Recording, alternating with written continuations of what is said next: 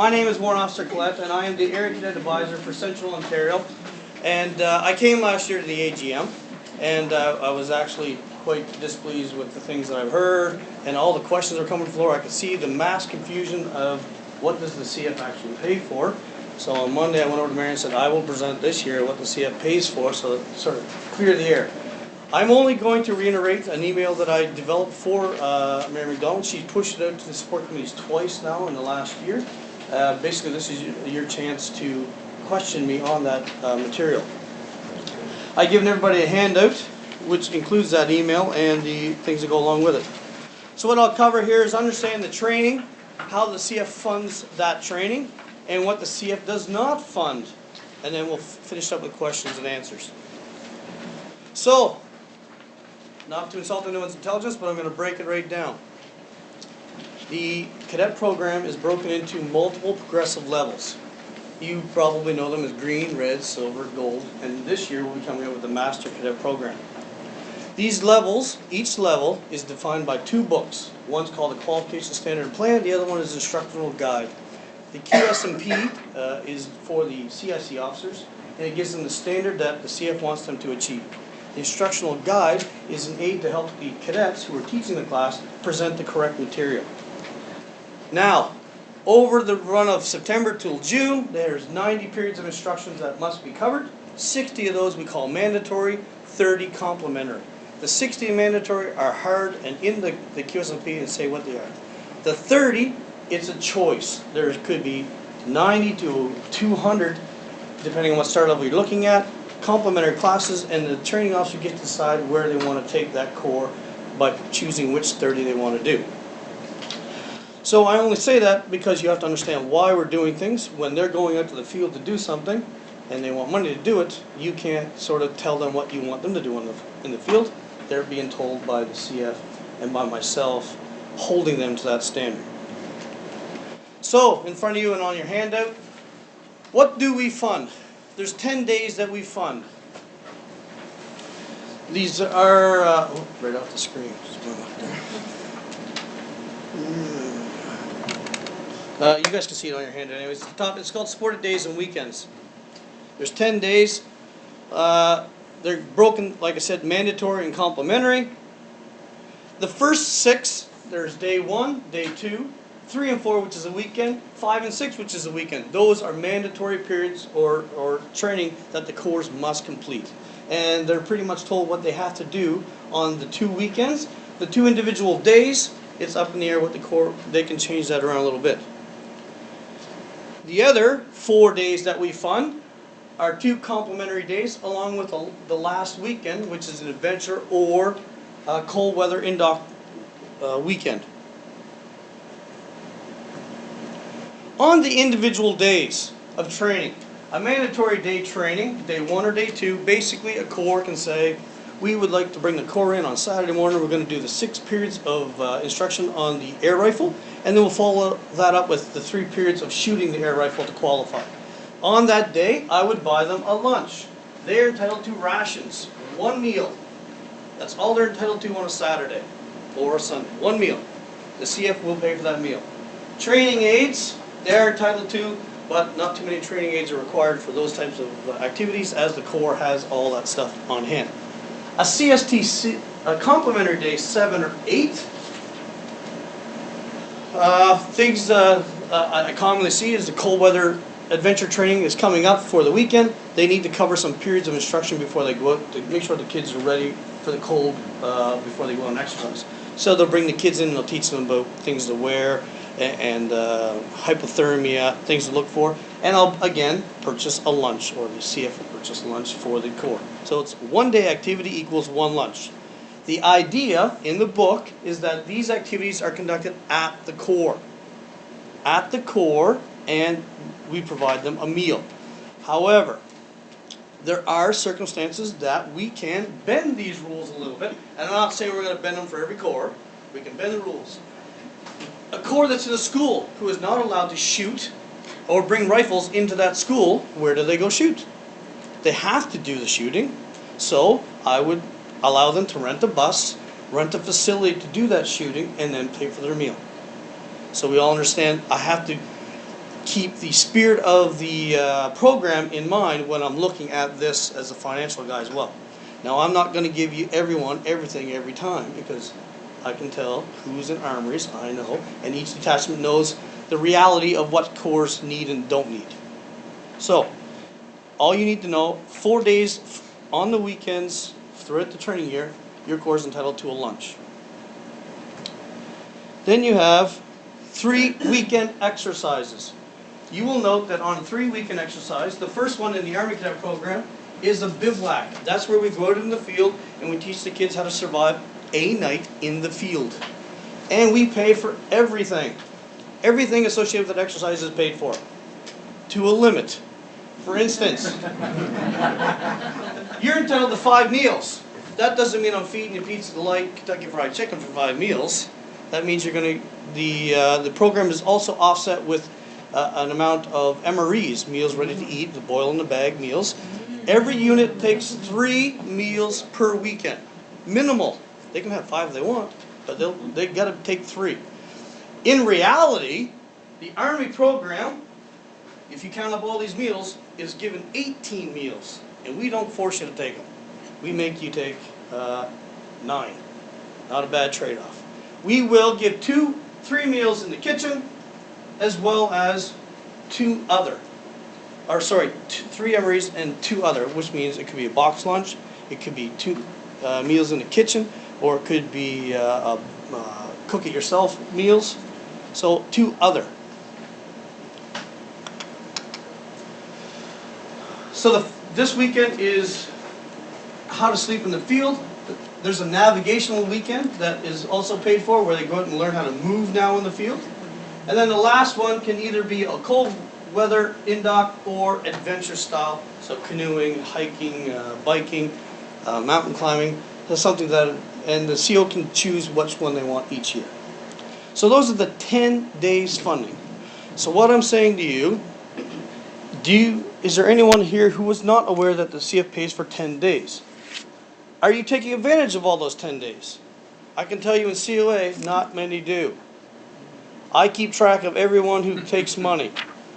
Gray is the only money that's been spent. Yellow is people who've asked for more money. The pink, people who rejected their money, didn't even ask for it.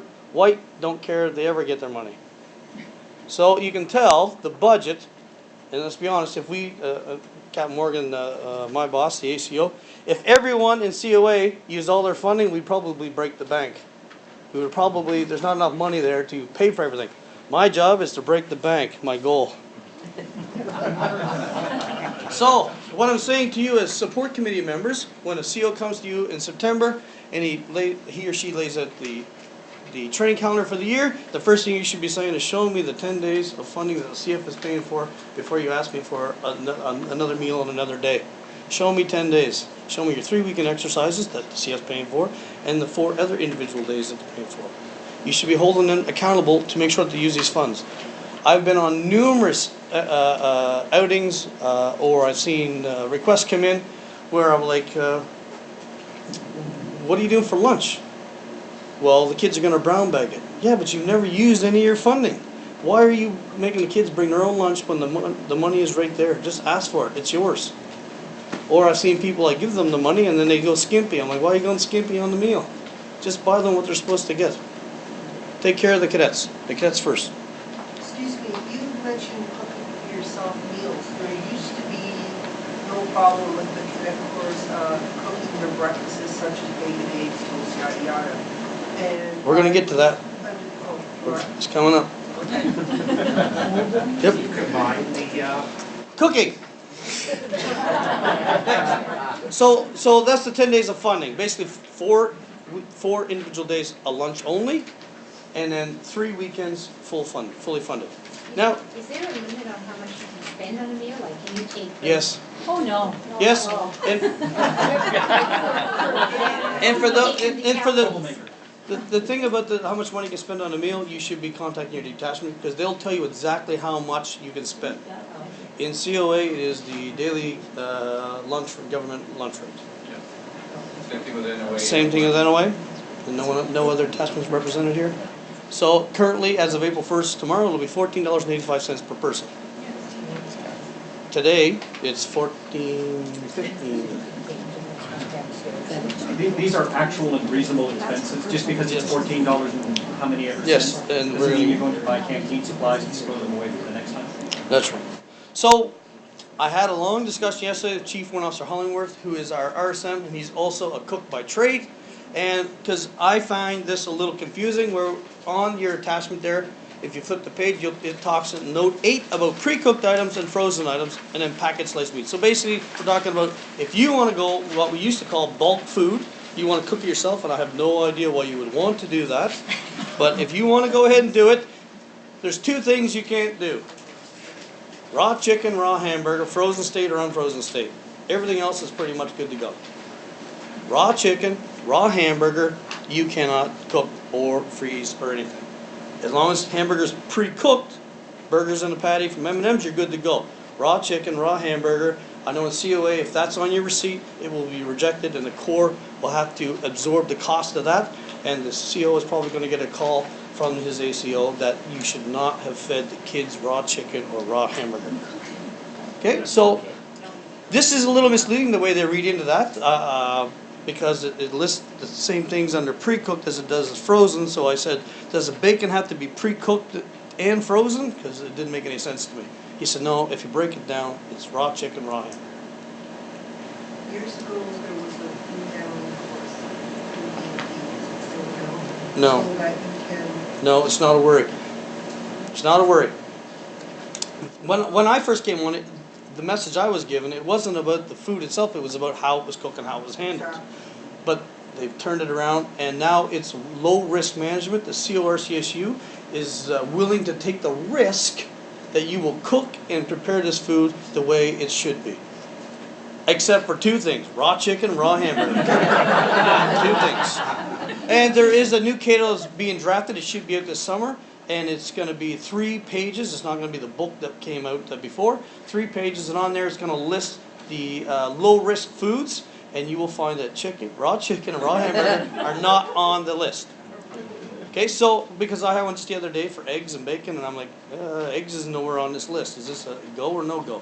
So I had to how do you clarify. know when you buy pizza at a pizza parlor that they are following proper procedure and not all the cadets are going to get food poisoning? Right? Well, again, that goes back to the liability is then onto the pizza place, not on you. If you bought the food and you cooked it, you are liable.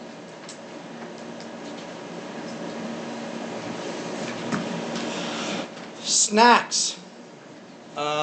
If a unit takes 5 MREs because they want to go deep into the bush somewheres, away from civilization, the cadet organization has deemed that it's not really healthy for cadets to eat 5 meals in a row. I don't know why. I lived on them for 80 days straight, and I'm still here. But maybe not all here. But you are entitled to $3 per person in COA. The other detachments is roughly, probably check with your detachment, but each kid is entitled to $3 per person per weekend. So if you had 30 kids going out on a weekend, you would get $90. That $90, you can buy snacks from the 5 different groups here. So we're talking apples, oranges. Yes, pop is listed on group 1. However, chips, Snickers bars, and things like that are not there. So when the receipt comes in, it's very obvious if you're stocking your canteen with chips, pop, and bar using the $3 fund that was meant to supplement the kid with vegetables and fruit and juice and stuff like that. So what I've told COs at the COs conference in September is support committees should always be ready to assume the cost of things that they purchase. Because if you don't do it by the book, you are going to assume those costs. Like Captain Morgan said earlier, if we give you $14.85 for lunch for 30 kids, that's a lot of money to bring in some pizza and stuff. So, yeah, we don't want to see a bunch of pizza delivery and then a superstore receipt attached to that with all your canteen supplies. You're not going to get it. And we're not going to pay off a wasted money. Okay, it's reasonable cost. And I will give you a great example that the COs hung themselves with last year. Air, actually, wasn't Army. When I presented them, they said, why can't we have a snack on Saturday? We should be entitled to a snack. I'm like, okay. There's 8,000 cadets in the Central Region alone. 8,000 Air, Sea, and Army. 2 cookies and hot chocolate is $1. 3 weekends, $8,000 a weekend is $24,000 for cookies and hot chocolate.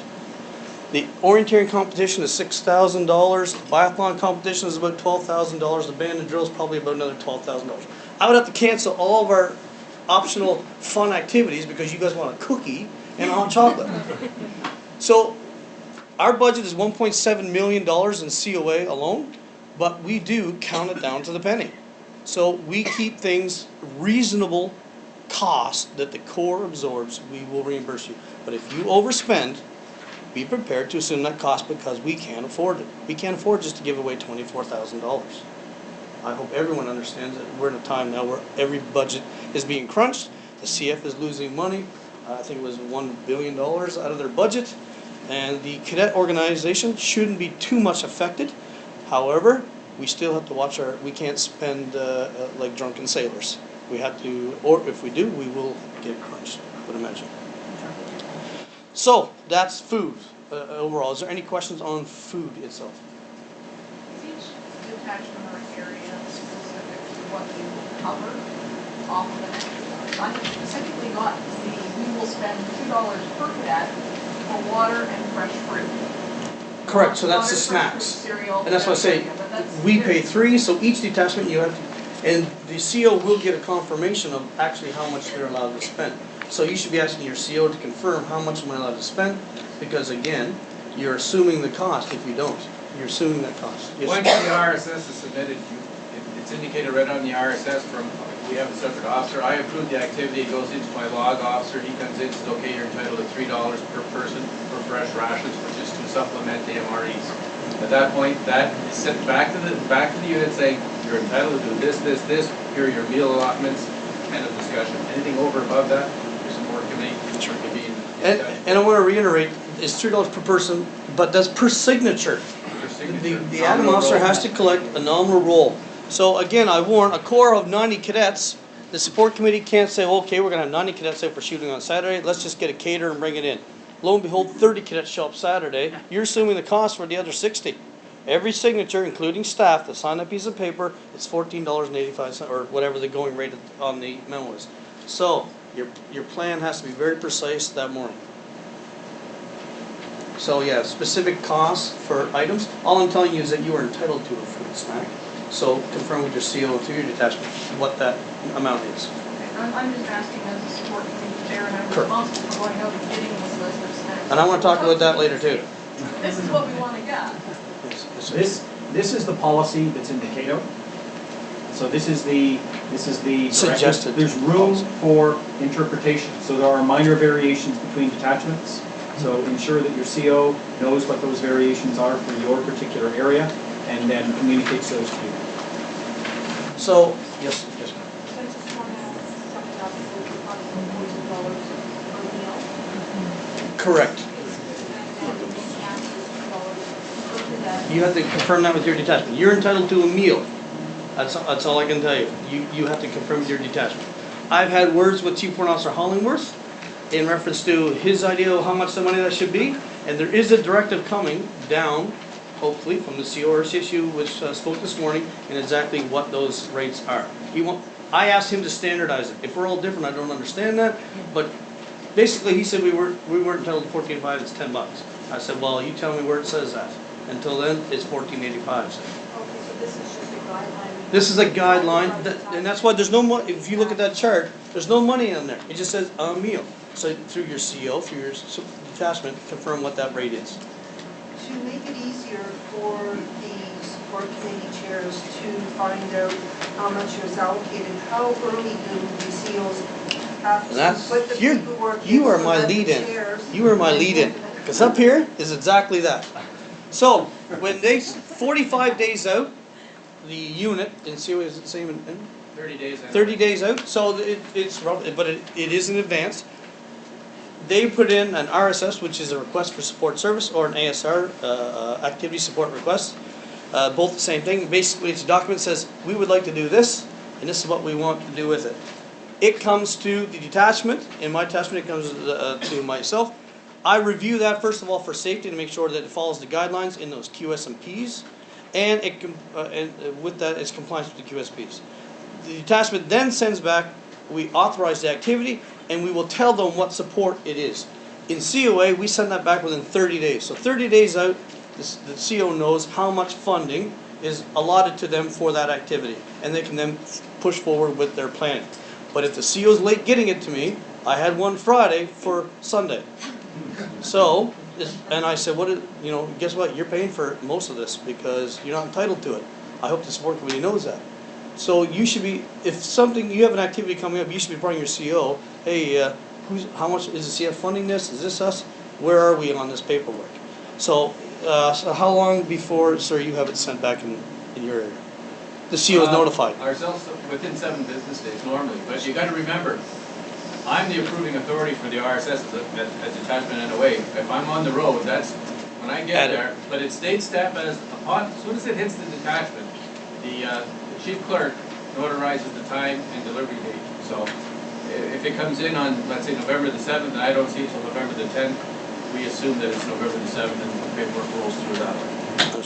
So there is a time, a generous time period where they know that they have it, unless they goofed up and we're reacting to their emergency. Happens more than you would think. So now the activity's done, or you've gone out, you've done it. How do you get your money back? So, to lead into that, so those 4 individual lunch days, I just tell them what they're authorized. I don't actually send them a check.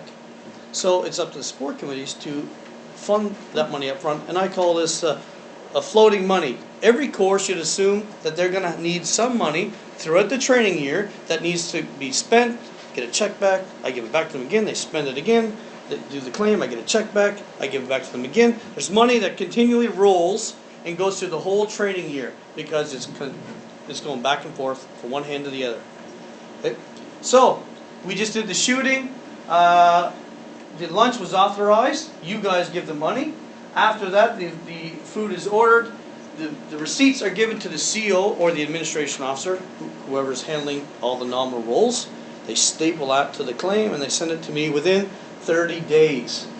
They have 30 days to send that to me for processing. I process it as fast as I can, and the check gets sent back out to you. You have to understand that that process of that CF52 goes across a lot of desk. A lot of desk. And if you're trying to put one in the summer or around Christmas time, it goes through Ms. Boca's desk at our office, then goes over to the base, which Lord knows what their lead plan is on. So you don't know. I would love